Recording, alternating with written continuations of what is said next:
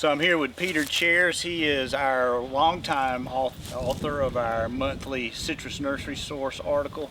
Peter, how long have you been writing that article? I don't know exactly, but I would say approximately 15 years. So long time. Long time. And you know, coming up with something every month is not easy. I can attest to that. So yeah. how do you come up with inspiration for an article every month? Well, the industry talks to you to some extent as you attend events and meetings and listen, and you hear what's on other people's mind, which kind of triggers, you know, I bet this is something that would be of broader interest. Sometimes people make suggestions. Sometimes it's just something that I think is something that is not getting attention, perhaps, that needs broader exposure, a little light shined on it, and it's a good opportunity to do that. And the fact that it's a relatively short column makes it really easy for people to just highlight their interest in something, and they maybe it identifies something people want to know more about. Right. Well, you said 15 years. HLB has been with us about 20 years. That's right. So you've been writing this article through the teeth of this endemic plague. You know, obviously you write a lot about citrus breeding. How has this disease changed the way that citrus is bred and brought to growers? Yeah, that's a good question. The New Varieties Development and Management Corporation, we're operating now. We started with general revenue dollars that are allocated to the Department of Citrus. We have a contract with the Department of Citrus to support variety breeding and also provide licensing services.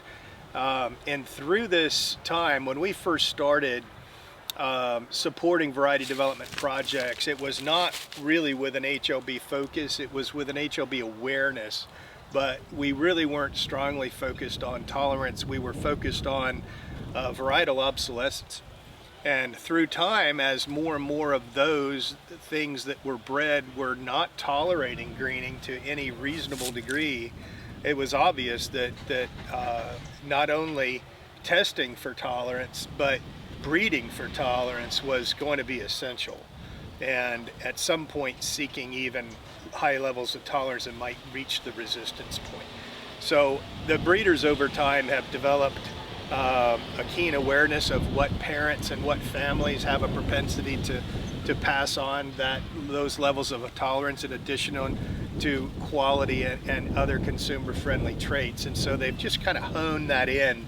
It's much more focused than it was in the beginning, less of a shotgun approach.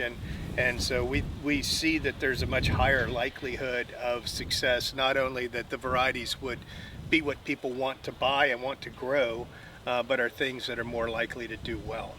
Right, and I guess in some ways it's not necessarily sped up the process, but it's opened up more avenues to go down to look for solutions, maybe is the way to put it. Exactly, and growing a tree crop like citrus, there's no way around waiting on trees to grow.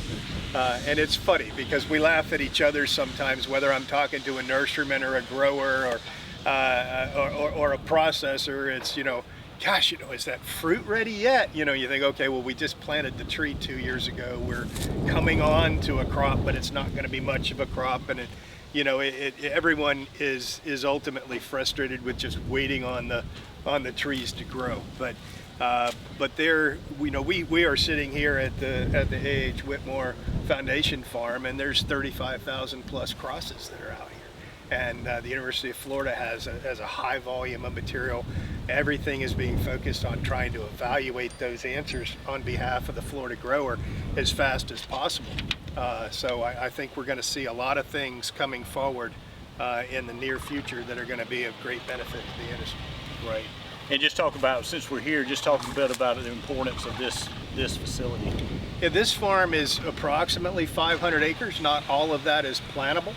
But it's been around since 1959. It was a very interesting story with people coming together and recognizing the need for a trial and variety research site kind of looking forward that Orlando was growing. You had the USDA center there, but was getting more and more constrained with areas to plant and within a reasonable driving distance. And so they came together and bought this farm.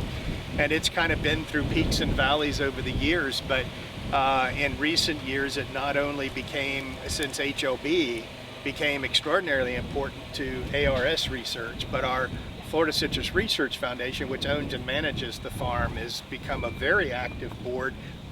It's full of a very diverse group of people that volunteer their time to this purpose, and the farm has many new research plots. We took people around on a tour today. They got to see seed source blocks that are producing rootstock seed that are of greatest demand by the industry, scion blocks where every tree is a new cross, and rootstock trials, and Dr. Mattia, Dr. Bowman, and others were sharing their research and what they're finding and what they're seeing and what encourages them. So it was a really good opportunity for the industry to come and get close-up view of what's being done on their behalf, and I think it was a great event today.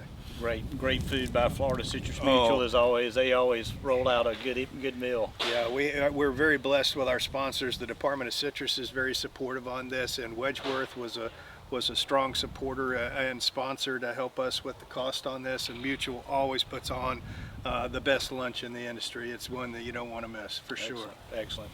Well, very good. Well, thank you for chatting with us, and we really appreciate your contributions to the magazine. You're very welcome. It's my pleasure. Thanks.